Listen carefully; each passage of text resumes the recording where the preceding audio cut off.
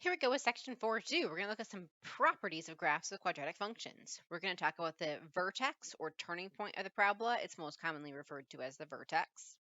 We're going to identify the vertex as a max or a minimum. Again, vertex is the general word that can mean either maximum or minimum. And we're going to talk about the axis of symmetry, which again it ties to the vertex. It's the imaginary vertical line that runs through the vertex. Talk about domain and range, and y-intercept of the parabola. We mentioned y-intercept in the last section. And then x-intercepts, using technology, so graphing to find the x-intercepts. And then interpret practical meaning of the vertex and intercepts in the problem. So practical meaning is another big component of all of our applications. So in the first situation, we're talking about parabolas, which are good models for any time that you throw something or anytime that you have something falling. So balls, cables on bridges, baseballs, stream of water falling, people diving, anything falling, it's going to be a parabolic path. So in our first example, we're talking about the shot put event in the Olympics. That's a ball that goes up and falls. It throws. The guy throws it and it falls. So it's going to be perfect for a parabola. The path that he can throw the shot put is modeled by this function. And after expecting the winning path, which way do I expect the parabola to open? Well, the a value is less than 0, so it's negative, right? And so I expect it to open downward.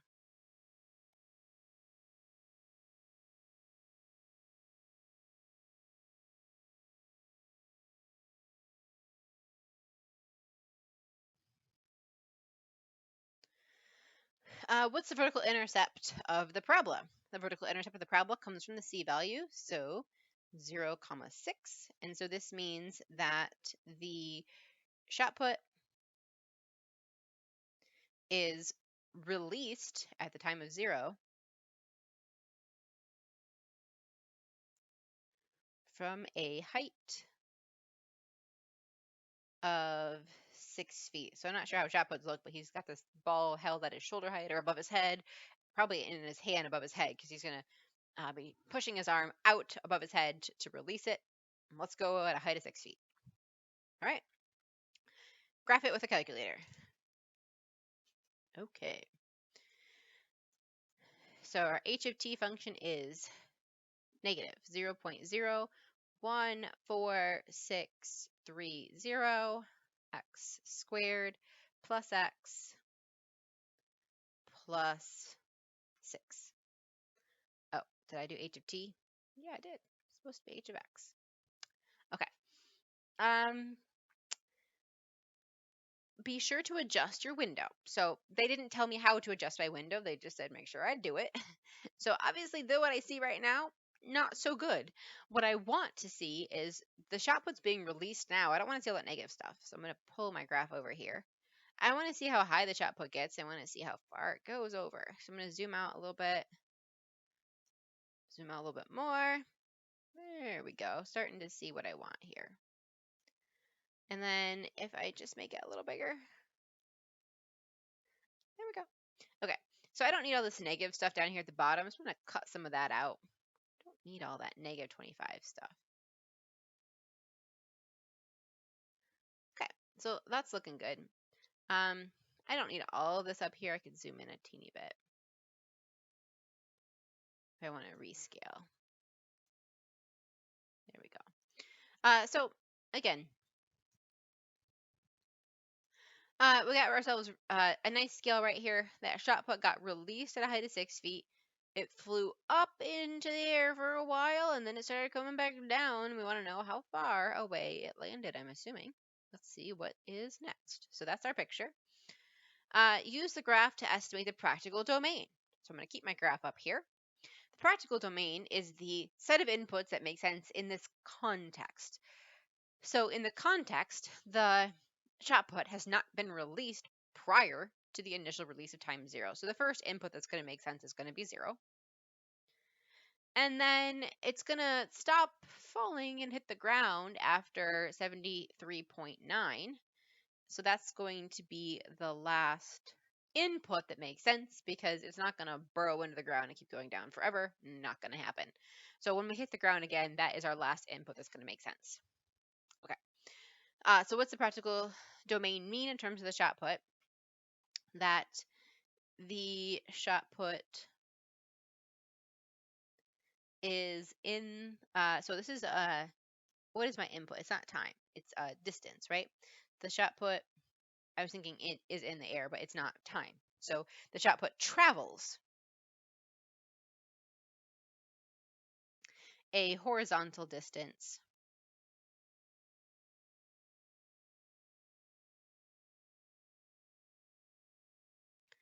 of 73.9 feet before landing.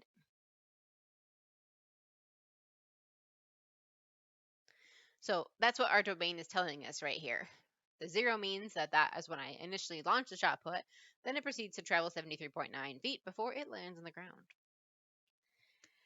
Okay, use the graph to estimate the practical range. So in the practical range, instead of looking left or right, I'm looking up down. The lowest that's achieved is not at the beginning. At the beginning, I'm at 6. But I do, of course, get lower back over here when I get to the ground. So I'm going to say the lowest value that I achieved is going to be 0 when I come over here and hit the ground.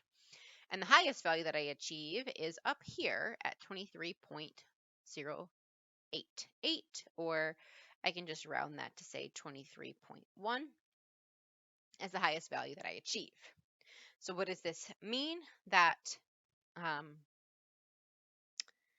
the shot put travels, or goes up, whatever you want to say, travels up to a height of 23.1 feet before landing on the ground.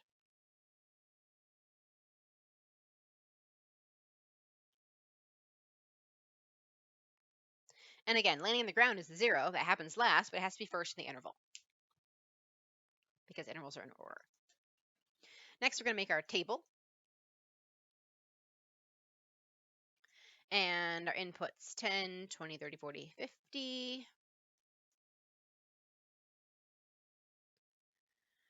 Okay. So when we plug 10 into our function, we got 14.5, then 20.1, 22.8, 22.6, and 19.4.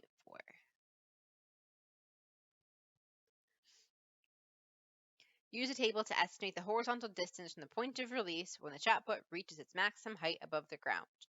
So if I was estimating this, I would probably say the highest of these is about 30.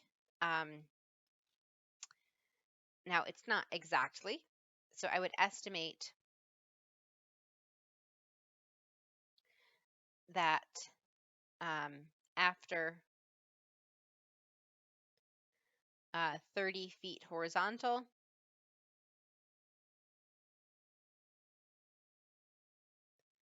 the shot put is at max height. Let me get my, it's really hard when I get to the bottom of the page to see everything. There we go. After 30 feet horizontal, the shot put is at a maximum height of about 22.8. Now, that's not actually the max height. We can find that graphically a little better, but from the table we can get close. So the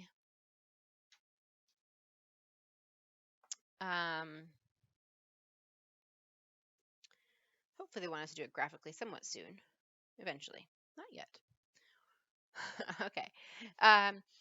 So use the results from problems 3C and 4B to approximate the coordinates of the vertex. So we're estimating that the coordinates of the vertex were about 30, 22.8, just from the table. Now, I don't like to do things from the table very often, so we're going to move quickly on to the graph as our method of finding the vertex and the by hand method of finding the vertex. But the vertex is often a very important point, and they want to talk about the significance. The significance means that it has achieved its highest height. So this means that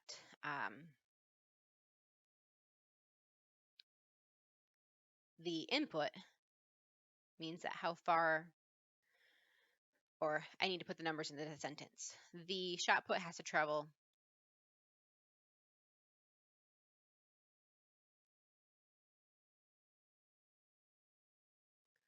about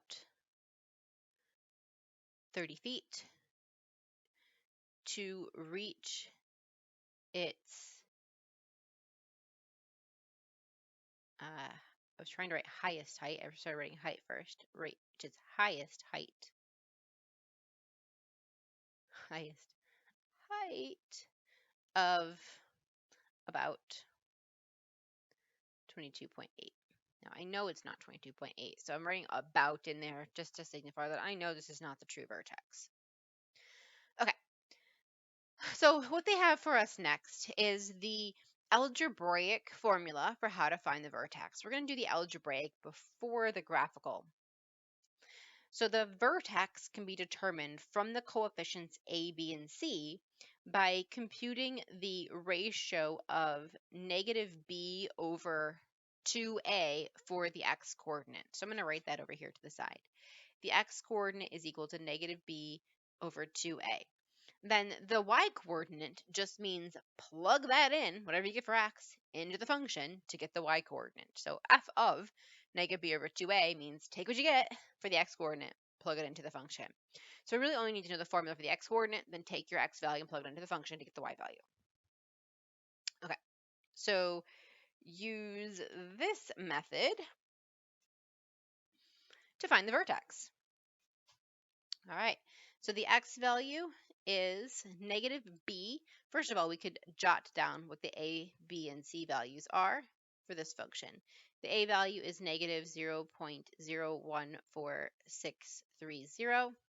The b value is 1, and the c value is 6, a, b, c. And so if I want negative b, that's negative 1 divided by 2a, so 2 times negative 0.014630. Okay, so if I compute that number, negative 1 divided by 2 times negative 0.014630, I get 34.176. Then I need to plug this into our function. Does my function have a name yet? H? Yes. So then I'm going to take h of 34.176. So I already have my function up here defined, h of x, so I can just call that function h at 34.176, and I get the 23.88, 23.088. Okay, so putting those two pieces together, we can write our vertex. It's about 34.176, comma 23.088. So that gives us the vertex of the parabola using the by hand method. Okay. Now I get to finally do it graphically. So the reason I had us do it graphically last is a silly reason, but it's just because it's a pain in the butt to do on calculators. Pain in the butt to find the vertex. There's a whole bunch of menus and buttons you got to push. We can just poke it. Okay, and see, did I get the same thing as I got by hand? Why, yes, I did. So my vertex in number 8 graphically is 34.176, comma 23.088. And it's helpful sometimes to turn off the dots because you don't want to accidentally poke a dot. But there's only a few gray points for special points. You can see the y-intercept, the x-intercepts get gray dots, and the vertex gets a gray dot. So it's pretty easy if you don't have those dots on there to make sure you're clicking the correct spot. So if you have other things going on there like dots, turn them off so you don't accidentally click on a dot. But then you can find your vertex with one of those gray special points there. How did the coordinates you determined compare with my problem 7, which was the by hand? They are the same. Not quite the same as what we did, but via the table, though, because our table was a whole lot less accurate. We guessed 30, 22.8. We weren't quite there yet. It was 34, 23.088. So the table sucks. Didn't give us the exact answer. But the graph and the by hand method were both able to get us to 3 places of accuracy. What's the practical meaning? Okay, so we're going to refine our number 6. So what we would say here is the shot put has to travel.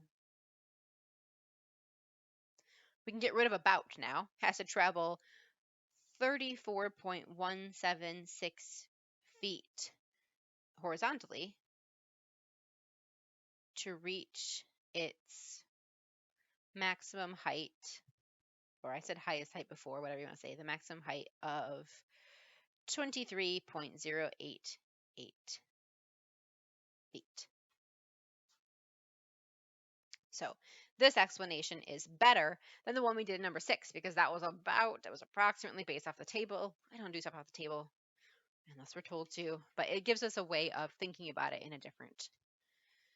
with a different set of information. So shouldn't disparage it too much. It still helps us think about the situation. All right. Moving on to the axis of symmetry. The axis of symmetry is an imaginary vertical line that divides the parabola into 2 symmetric parts that are mirror images about the line. So as you can see in this parabola, the axis of symmetry shows us that we have the same space around the axis of symmetry. That's our line of rotational symmetry.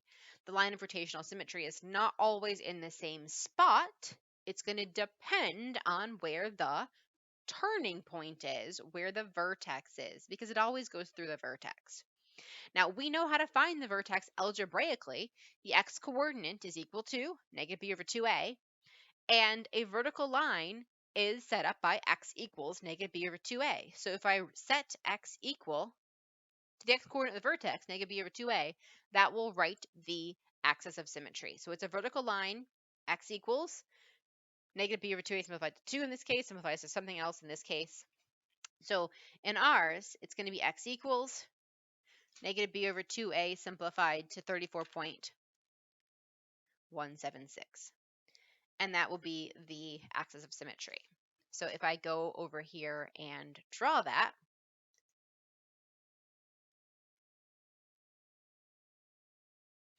and it's not really part of the equation, so we dash it or dot it, we can see that that is the line of symmetry where we are equally spaced around that line, the line that goes right through our vertex. So make sure it's written as x equals because it's not just a number, it's also a vertical line when you're trying to get the axis of symmetry. Okay, now the intercepts. The y-intercept we have already discussed. If you know the c value, the y-intercept is 0, c. Then we get to the x-intercepts. All right, again, there are calculator directions for how to find the x-intercepts. We get to click on them, so I have to zoom out so I can see them both, and I just give them some pokes, and I can see my 2 x-intercepts. So I have an x-intercept here at 73.902, 0, and I have an x-intercept over here at negative 5.549, 0. Okay.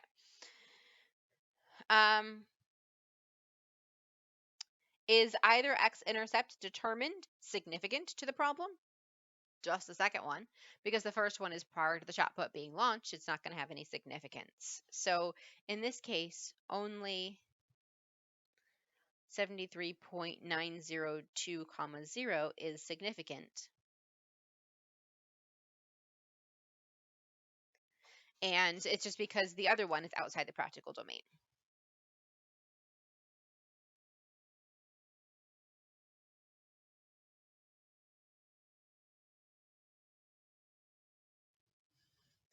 So the first one is significant, the second one's not, just because it's outside the practical domain. Sometimes both of your x-intercepts are going to have meaning in a situation, but sometimes they won't.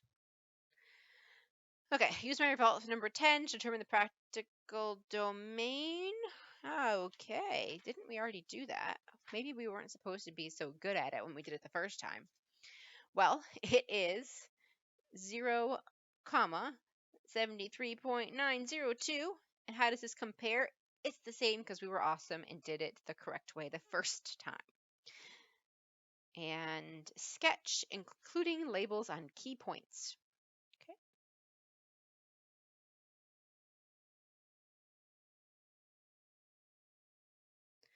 All right. So 0, 6 is my y-intercept.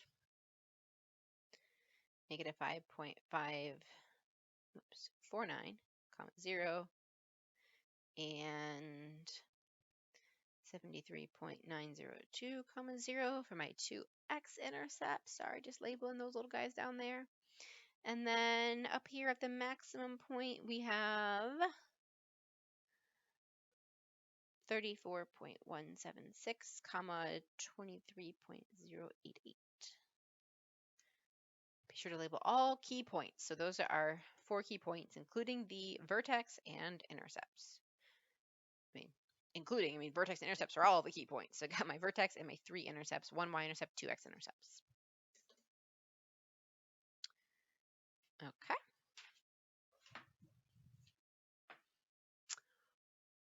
From the graph of the winning throw, over what horizontal distance is the height of the shot put increasing? Okay, so just a little sketch on the side. This is our path.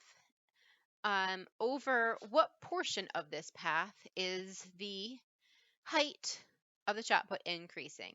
The height of the shot put is increasing for this first chunk here, right? It's increasing over this first chunk.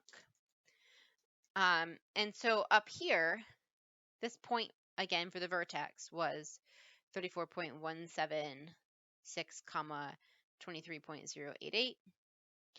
Now, it's increasing from where it started.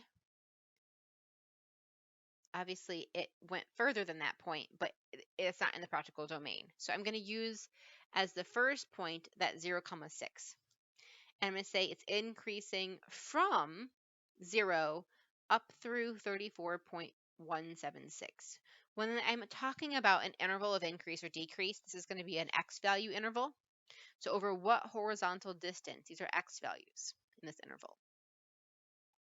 Intervals of, x values. Intervals of increase or decrease are always x values. They're always locationally based. Where does this happen?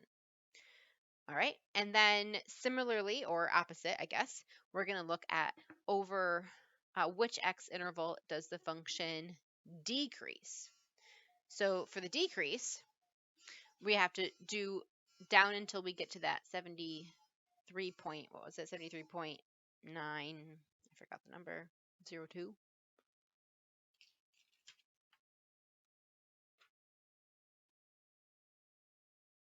So we are decreasing. We begin our decrease up here at the top. So we begin our decrease at 34.176, and we continue to decrease until we reach a horizontal distance of 73.902.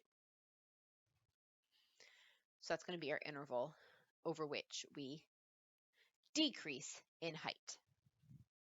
What is the practical range?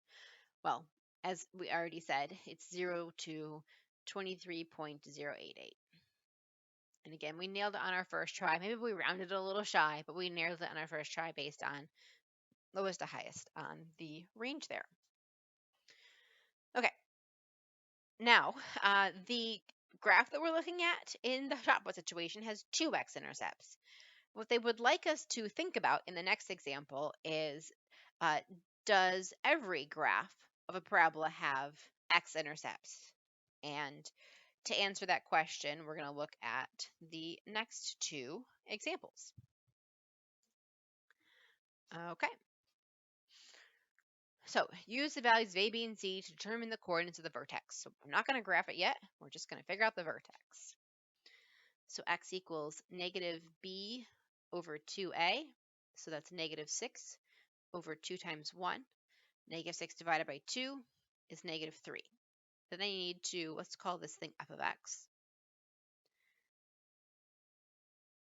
Then I need to do f of negative 3. So negative 3 squared plus 6 times negative 3 plus 12 That is 9 minus 18 plus 12. 9 minus 18 is negative 9 plus 12 is 3. And so this means that together the vertex is negative 3, comma 3. All right. Use the y-coordinate of the vertex to determine whether the vertex is above or below the x-axis. Well, it's positive, so it is above. Okay, and this parabola, does it point upward or downward? So the a value is positive, so it points upward. Okay, so it points upward, and its lowest point is above the x-axis. So wherever this graph is, I don't know if it's left or right, but wherever this graph is, it has a vertex that is above the x-axis and it points upward. So it has no x-intercepts. It couldn't possibly, because its lowest point is 3 and it points upward, so it only goes higher from there. Okay, then I get to graph and verify what we have concluded. So wanted to do this without graphing first, just so we can say there's a lot we can learn about the equation and its shape without even looking at the picture. So let's look at the picture now and confirm all those little bits. So I'm going to rescale first. This is y equals x squared plus 6x plus 12. Okay, so my picture's not too bad. And there's no x-intercepts. The vertex is at negative 3, 3, like we found. It's pointing upward. There's no x-intercepts. So we've got our answer verified. One more chance to explore and do this again. We're going to use the values of a, b, c to find the vertex. All right. So x is equal to negative b over 2a. So that's going to be negative 8 over 2 times negative 1. So that's 8 over negative 2, or negative 8 over negative 2. The two negatives will make it positive. 4. And let's call this thing g of x. And then g of 4 is negative 4 squared plus 8 times 4 minus 21. So that's negative 16 plus 32 minus 21. So negative 16 plus 32, that's 16. And 16 minus 21 is negative 5. So this means that my vertex should be 4, comma negative 5. Okay. Then use the y-coordinate of the vertex to determine whether the vertex is above or below the x-axis. It's a negative, so it is below. Use that value of a. The a value is negative, so my graph points downward. And so if I am below and I point downward, I'm in a situation like this, and below I point downward, so I don't have any x-intercepts.